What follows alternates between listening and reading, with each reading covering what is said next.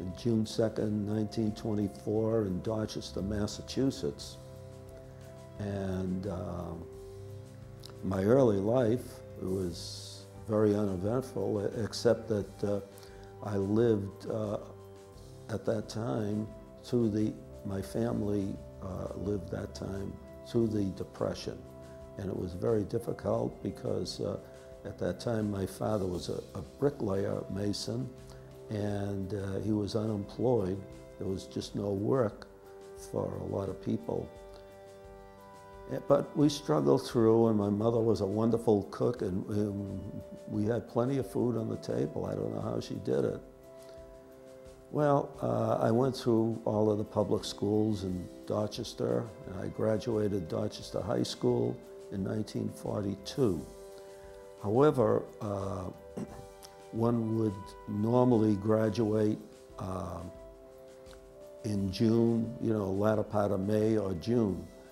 This time, it was during the war, and they allowed us to go out, say in January, to work in the various defense industries.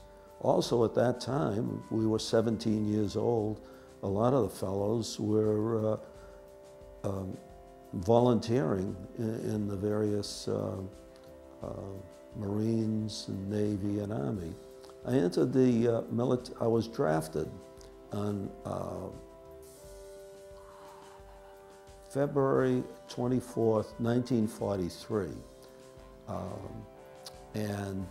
As soon as I was drafted, we were sent up to Camp Devens in Massachusetts. And we stayed there for approximately 3 days to get all our shots and clothing. Then we boarded day coach trains, the old-fashioned day coach trains where the windows opened on the side and we had a regular steam locomotive. And we didn't know where we were going. Everything was secretive and confidential. And during the day, as we rode in the train, and at night, when we rode in the train, we had to ride with these shades, window shades, drawn down. Then we made a brief stop in the stockyards of Kansas City after a couple of days of riding around, and we had approximately an hour's of walking exercise. However, it took us approximately 7 days and 7 nights to finally reach California, where we were to have our basic training. Now, at that time, we didn't know what type of an outfit we were going to be in and where we would wind up. It was just a roll of the dice. If the Army needed infantry, we'd go in infantry. If they needed artillery, we'd go in artillery. Well, we happened to wind up in an automatic weapons field artillery unit. My rank, when I first went in, was private, and I happened to be a private all the way through the war. The advancement was very slow, but I never regretted it because it didn't make any difference. Money didn't mean anything once we got into combat and overseas. We all wanted to go. To us, at that time, it was the greatest adventure in the world. We really didn't know what we were getting into, nor did we care. We were a bunch of kids, we were 18 years old, and we were having a heck of a time. And they could have done anything with us or to us, and it didn't make any difference. The automatic weapons consisted of a 40-millimeter cannon, which was drawn by a 2.5-ton truck. The cannon had 4 wheels, and however, if it had to go in a firing position, it had to be lowered so the wheels came up and it rested on the ground. Our other gun was a quad 50 caliber machine gun on an aircraft mounted type turret, which one man operated.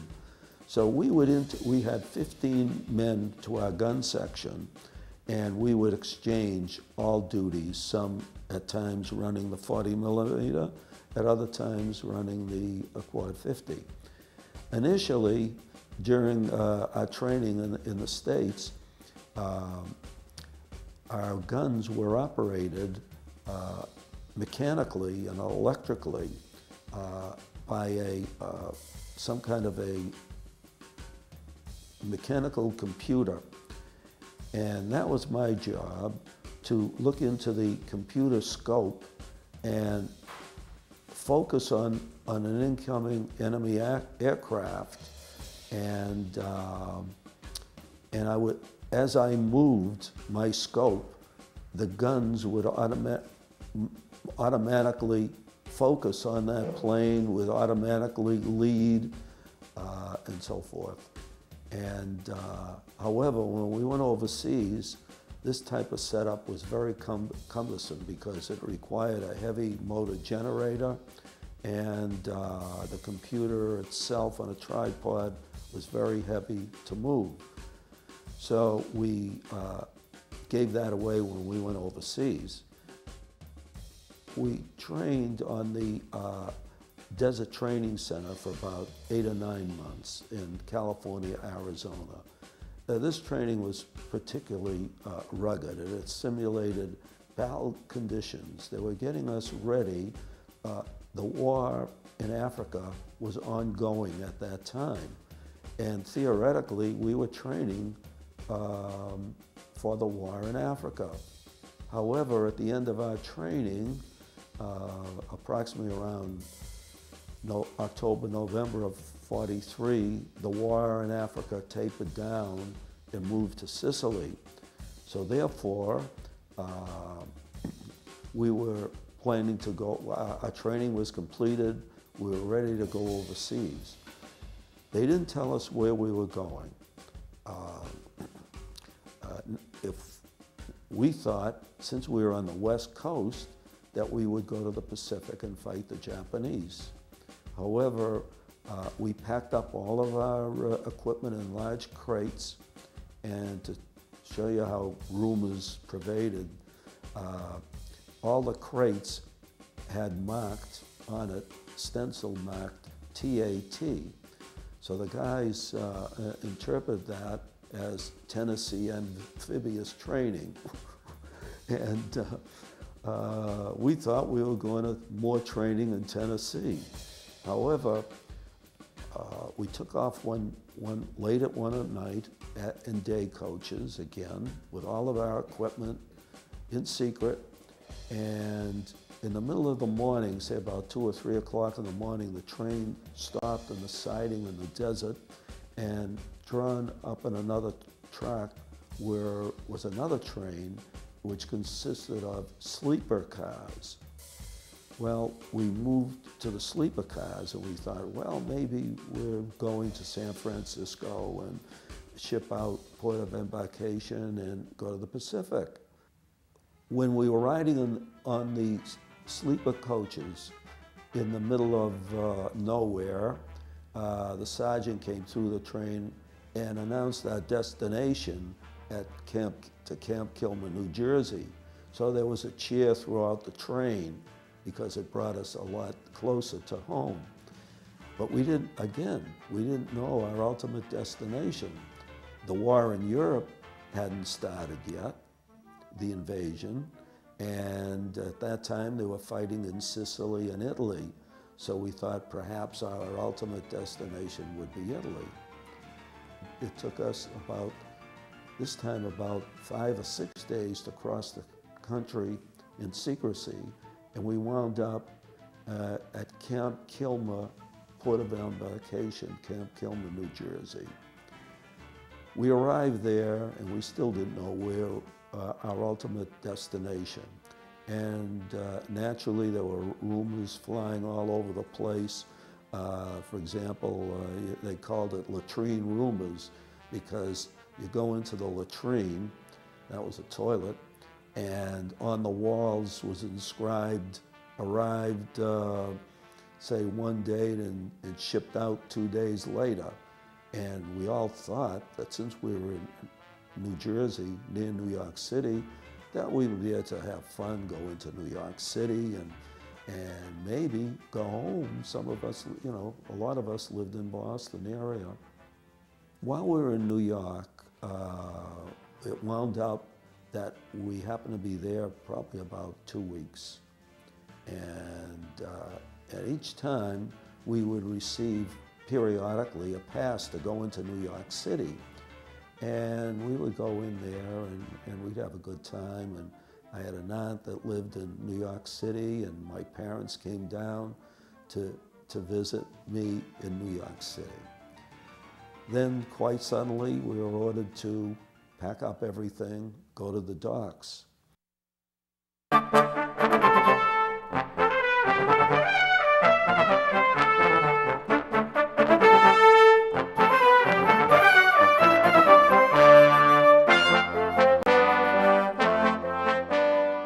Went down to the docks one day and we boarded a Liberty ship. A Liberty ship, this was a new Liberty ship that was, had just been built recently at the Kaiser shipyards, but it was turned over to the British to man.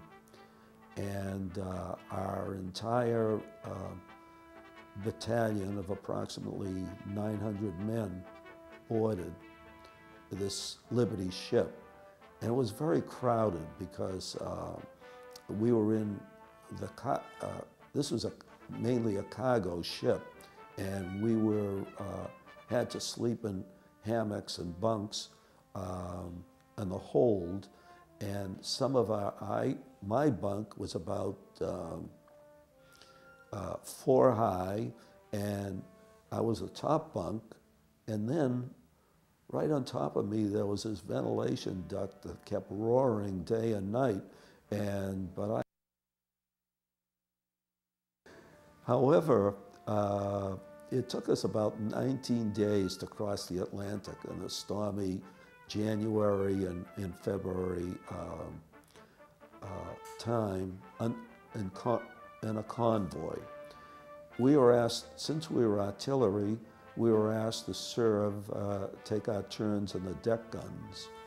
And one night I was on a deck gun, and in the distance I could see a line of the rest of the convoy silhouetted, and then suddenly one of the ships happened to blow up. There was a big glare in the horizon, and apparently a sub got one of the ships. Right in the middle of the trip, I happened to get seasick because the seas were mountainous, and the ship was a small ship, and it kept rolling back and forth, up and down. And so for 3 days I was seasick until somebody brought me some dry crackers. That helped. We finally got to our destination in England. It was Edinburgh. We landed in a castle at Edinburgh, Scotland. We were there. Oh, we were so happy to get off of that ship. And I never would have made, I would have made a terrible sailor. Oh, we were happy to arrive to get off that ship. And the English people were super. They were very nice. They treated us like their own. And we wound up in a camp in the Midlands of England, in a rolling moors countryside. Oh, it was so beautiful and peaceful, with cattle and sheep farms and little lanes that we would hike, you know, march through in training. And the little small villages with their pubs. And so we were in England from February until we went over in June of '44. At first, We had very little training in England because England was so crowded with troops, there was not enough room to really maneuver. So we had a little rifle training and mostly marches through the countryside, which was enjoyable. And we had passes to the various villages and pubs and dances, and we all had a great time in England. Then we received our orders to pack up and ship south towards Southampton docks. However, at first, this was before the invasion, and we wound up at the docks. At first, before we went to the docks, we went into this large barbed wire enclosed tent camp. We were all people who were slated to go into the invasion, and the invasion was so secretive that no one was allowed in or out. During the time we were locked up, and we heard through rumor that suddenly D-Day, June 6th, had occurred. Well, we were all disappointed that we weren't involved in the initial invasion. However, it turned out that we were glad we didn't because of the high casualty rates. We finally, about a week later, or less than a week later, we went down to the docks in Southampton to board an LST ship. These were large, flat-bottom ships that were designed to land troops right on the beach. The front ramp would come down, and all the troops and trucks and vehicles and tanks would pour out right on the beach. Well, at first, when we went to the docks in Southampton and loaded, on either side of us were LSTs offloading the dead and the wounded from ambulances on either side of us. That's all we saw was offloading of those ambulances, and our hearts sunk because then we realized we were getting into something.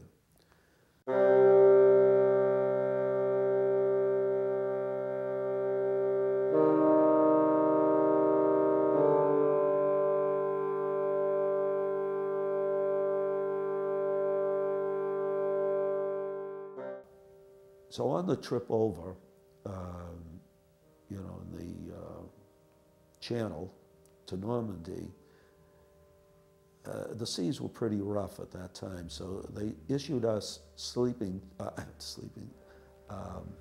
seasick tablets, a package of seasick tablets. Well, I was so fearful of becoming seasick, I took all of the tablets at once. I soon fell asleep in a corner of the boat. There were no bunks. I just lie down in a corner and I slept, and I happened to sleep. Well, we boarded at about 2 o'clock in the afternoon, and about 1 o'clock the next day, they shoved me and they called me and they said, "Hey, we're here." I got up, and in the distance I saw the beach, and it was very quiet, although as we drew close, we could see there was a lot of wreckage, and it was like a jungle of wreckage. But there were no bodies on the beach. However, again, there were LSTs unloading both ambulances of the dead and the wounded from the Normandy combat, but also long lines of German prisoners. Before we were landed, we were issued gas protective clothing and gas masks because they expected the Germans to use gas. And we had to waterproof our artillery pieces and machine guns because we actually went in off the water, although personally I didn't get wet because we were riding in a vehicle, a high truck vehicle, pulling our cannon, but the water sprayed all over the equipment. So we had to go quickly to a dewaterproofing area, and it got dark. And under complete blackout, we waterproofed our equipment, our cannons, and by pouring gasoline over them, all over. And if anybody ever lit a match, the whole place would have gone up. Then we're all ready to go to the front. And our sergeant of our gun section, we were 15 men in a gun section with 2 guns. We boarded our vehicles and we're off. It's the middle of nowhere, in the middle of the night, middle of morning, 2, 3 o'clock in the morning, completely black, dark, no headlights, just cat's eyes on the truck so we could see one to the other. And we're going down this gravelly road at first, and we're riding and riding, and suddenly we hear somebody yell, "Halt, halt." And apparently it was this American infantryman. He was dug into a foxhole on the side of the road, and he told us that if we went a little further, the Germans were right up ahead. Apparently we got lost. So we quickly decided to get out of there and correct our position. So it took we created a heck of a racket to turn our equipment around in this narrow, gravelly road.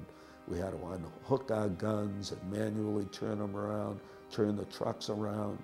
And then just as we were pulling out, apparently the Germans heard the racket that we produced, and they started to lob in 88 artillery.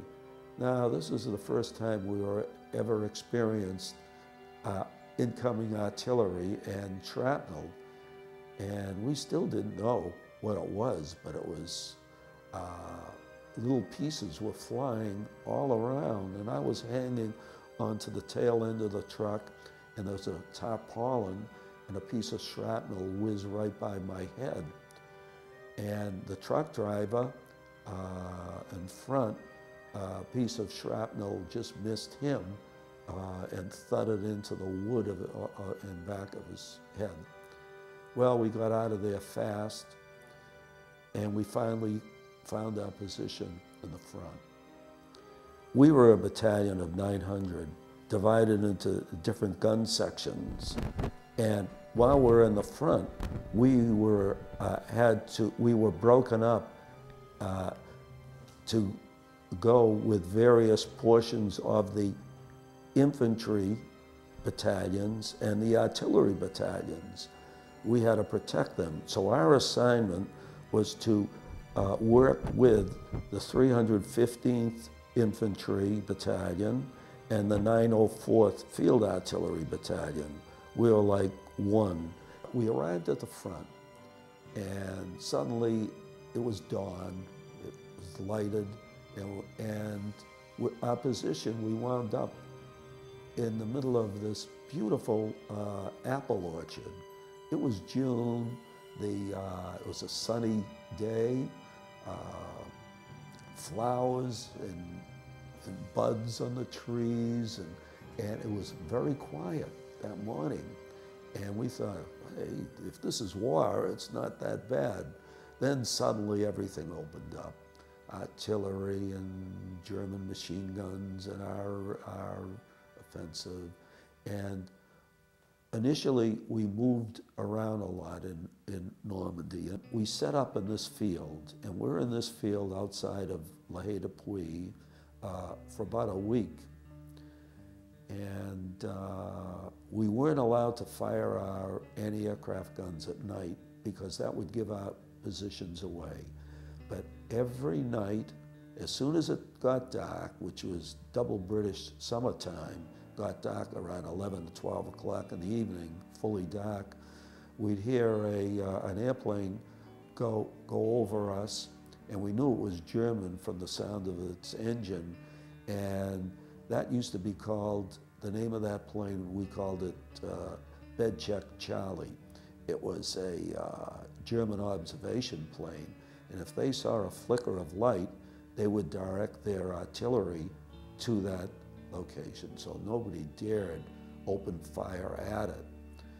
And we finally moved out of that position, and after a couple of weeks, one day the sky filled with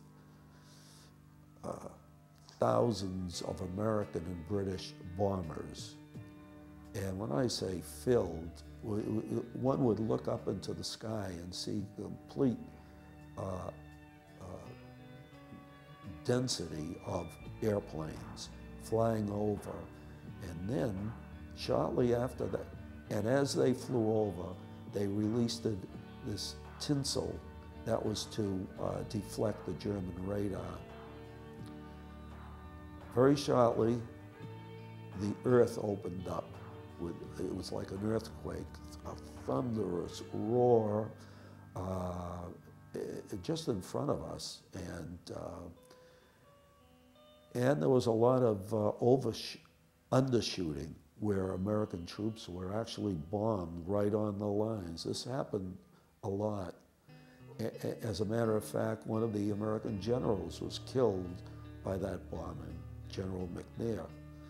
We first swung up towards Cherbourg, and our division, along with some other divisions, we liberated Cherbourg after a few days of battle. Then we swung down towards St. Lo, and we didn't go into St. Lo. We went to an adjacent town called La Haye-du-Puy, where we set up our position in a field.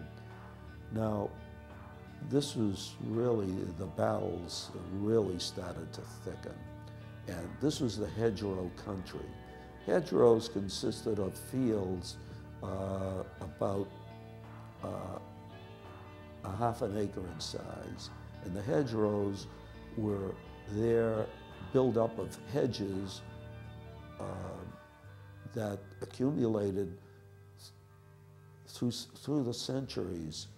And they were perhaps about 8 foot thick and about 10 feet high, practically impregnable for anything to go through. So we could be in one field, hedgerow field, and the Germans could be in the very next field, and we wouldn't know that they were, either of us would know that either of us was there. Well, we first went into this hedgerow field, and as we drove up to the field, the entrance to the field, we saw this German soldier sitting with his back against a tree, and his eyes were open, and he had his rifle across his knees, and we all trained our guns on him, and we could have killed him, but, you know, we drew closer and closer, and we saw that he had a bullet hole through his forehead, and he was dead. And he looked alive. Well, some of the guys went up and wanted to see who it was. You know, they were curious. They took out his soldier book and his other mementos. And then the human side of the war came to us when we saw pictures of the soldier and his family and his children. When we moved into this first position, hedgerow position, there was another lane opening on the other side of the field. So we went out of curiosity to reconnoiter up that lane.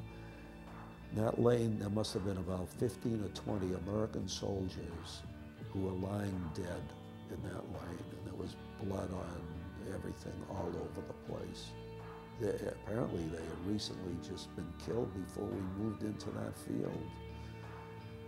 And, you know, and then the war gradually came to us, and we realized the seriousness of it. But again, we were young, and we wanted an opportunity to fire at the enemy, and we did. We had plenty of opportunity. Since our primary function was anti-aircraft, we also used our light artillery pieces against the German ground troops. As the infantry would advance, we would fire over their heads, and we would put out quite a heavy fire. You could just imagine 40 millimeter firing 120 rounds a minute, and quad 50 caliber machine guns with traces firing. So the result would be, as we'd fire into bushes and trees, the trees would fall down. It was like we were mowing everything down. And the wars were different. Very rarely did we see Germans attacking right to our guns. Wars were conducted differently. Most of the casualties were from artillery on both sides. Their artillery, our artillery. Their artillery was very effective. They had this German 88 gun, which was almost rapid fire, and it was designed again for firing at aircraft, but then the Germans determined that it was very effective against tanks and incoming attacks. The Germans that we found out afterwards during the war was actually a very superior fighting machine. They had already had experiences in the war against Russia for a couple of years, and their previous combats conquering France and the lowlands. So they were very experienced soldiers. And of course, they were defending positions which we had to advance into. So it was kind of difficult because they already had prepared positions that we had to occupy. We were trained on our equipment. We knew how to handle our equipment very well, and we were trained in digging foxholes because at the Desert Training Center, that's all we dug. And so we did a lot of digging in to protect ourselves. But emotionally, we weren't trained. None of us knew or expected what war was like. We were like brothers. There was actually no rank, no difference in rank. Everybody knew everybody else's job, and we were always there to protect one another, to help, everybody was borrowing cigarettes and food and rations from home, and we were literally a band of brothers, and we can still consider that. After the bombing, the heavy bombing, was the breakout into France. We switched from the First Army to the Third Army under General Patton. And we swung down towards southern France to Le Mans and Laval, and we swung over near Brittany to this Mont Saint-Michel in the distance. And that was a beautiful sight. We wanted to go to see it. At that time, there was no causeway out to it. How people went out to it was when the tide went out, they would go in. They were allowed to travel in by vehicle. And when the tide came out, it was an island. And, but instead of going into Brittany, we swung around in an arc, and we entrapped the Germans in a large encirclement. I forget the name of what they called it, but after a few days, we encircled around in a loop in the south, us and other American divisions, and the British encircled around in the north. And in the middle of that loop, a bulge, practically an entire German army was pulverized. And when we went through, what we saw was really carnage. German soldiers lying all over the place. And at that time, the Germans were not entirely mechanized. They used a lot of horses, horse and wagons to pull their artillery and other equipment. And there were dead horses lying all over the place.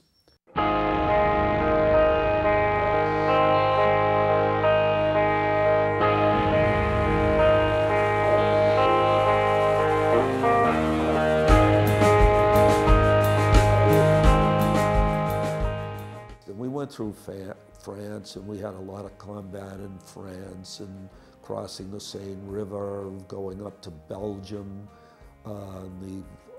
practically the fastest advance of any division on the front. And then we swung down through the Ardennes area where the bulge was going to occur in December, and we swung down into Alsace, and we went past Strasbourg, and on our right flank was the French First Army. But then we went into winter, and winter was very demoralizing. Our armies were trapped in north in the Battle of the Bulge. We were about 50 miles from the Bulge, but it was considered the same battle. We were advanced actually into Germany, in Alsace. And in order to not be encircled by the Germans, we had to retreat 50 miles.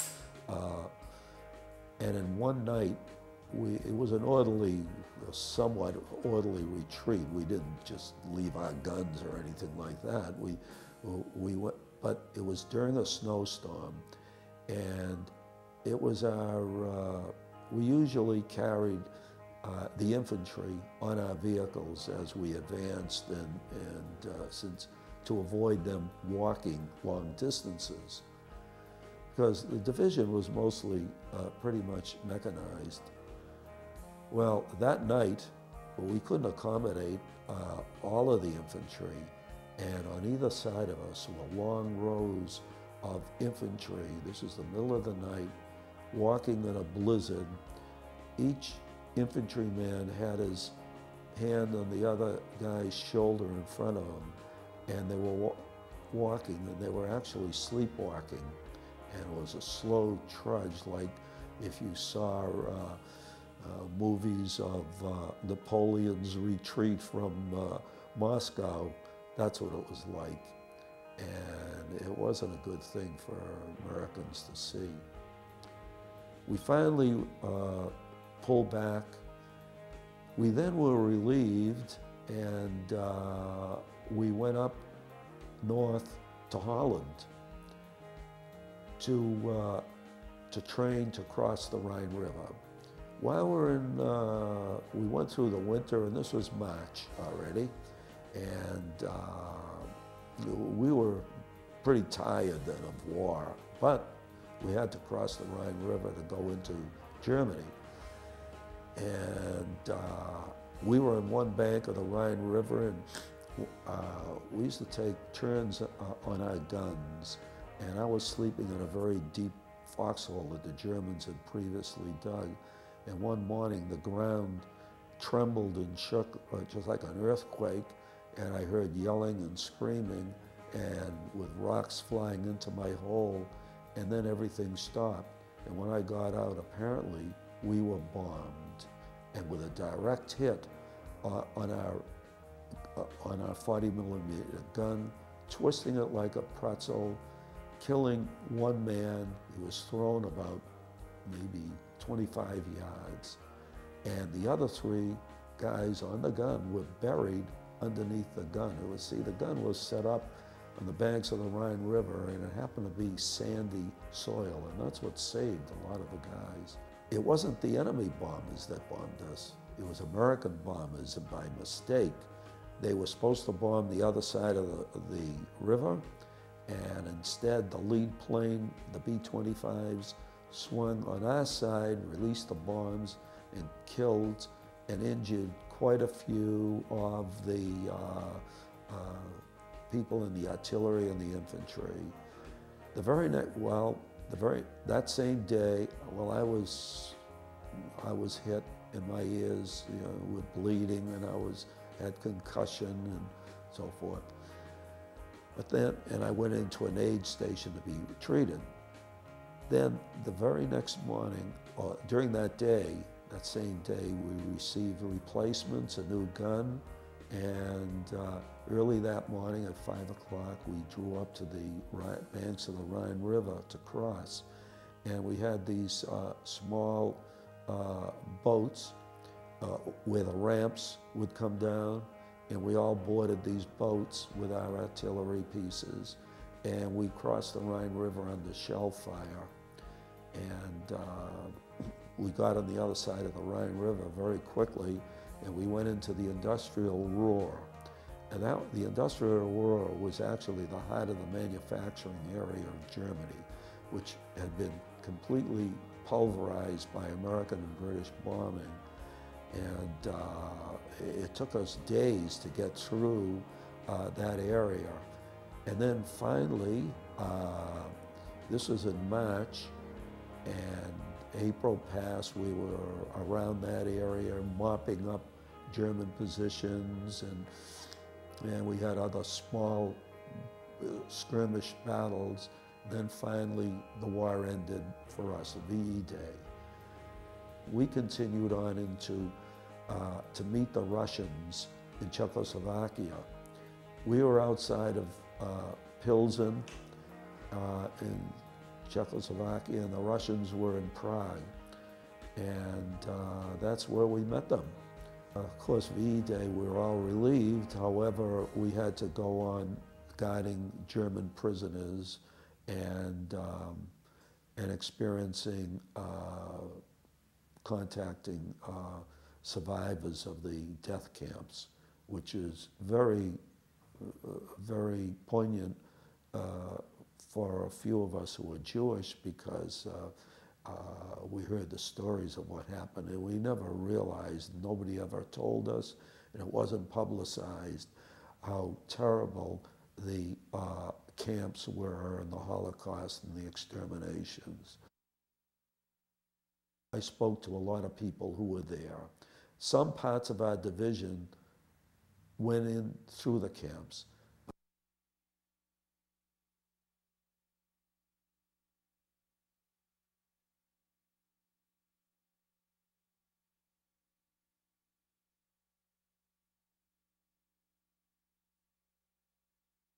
The war was over, and fortunately, it was VJ Day. And we were so happy because we were actually slated to go to board trains to go across Russia and Siberia to fight the Japanese in Manchuria. Well, since the war was over, they shipped us all back to France, and they placed us in these large tent-city camps to wait transportation to go back home. All the camps were called, there were many of these camps, and each camp was named after a popular brand of American cigarettes. I happened to be in Camp Lucky Strike. Now the reason for the names, there was Camp Chesterfield, Camp Old Gold, that's because there was no war, and the guys had a lot of freedom. There were a lot of passes. People were going into Paris, Brussels, etc. And all you had to do was go out and pass for 3 days into the cities, but you had to return in 3 days to check your orders, the bulletin board for orders to ship out. But we were there, happened to be there until the early part of November. And we had a great time in Europe. I went to Paris, and I visited the Louvre Museum and all the, I was very interested in architecture at that time and art, and I saw all of these famous places. I went to Brussels, and I met a lot of very nice people.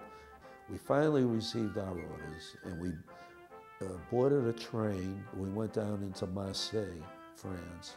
We boarded a Victory ship. This is a larger ship operated by the United States Army that was larger than a Liberty ship, and with great accommodations, great food. Now, we left in the middle of November, and it took us about 10 days to cross the Atlantic.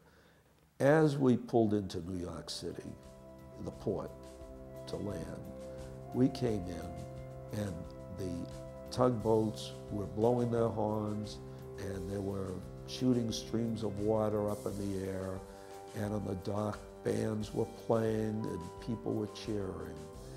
However, before we got into the harbor itself, we passed Statue of Liberty. And as we passed by, it was late in the afternoon, and the sea was calm, and it seemed like we floated very slowly by. And we all lined the rail, and just about everybody had tears in their eyes. That was when the emotions got to us and we realized we were home. We got, I know myself, when I got on the dock and the people were cheering on the dock, I couldn't even look at them because tears were streaming down my eyes.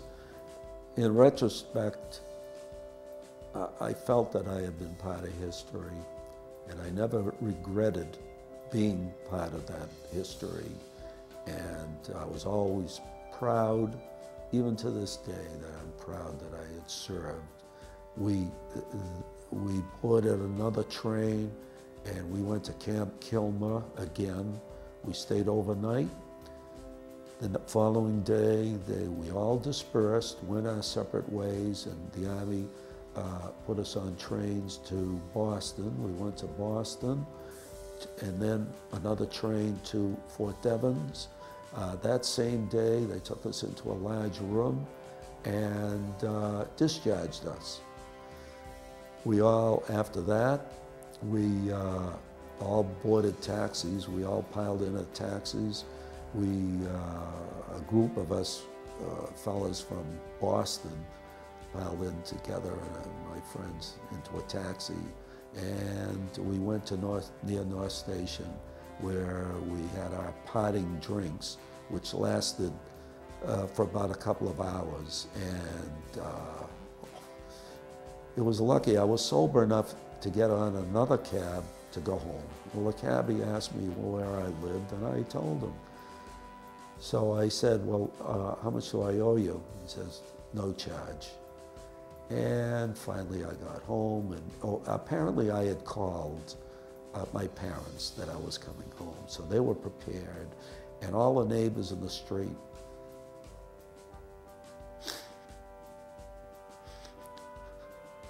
I never thought I would make it, but I was home.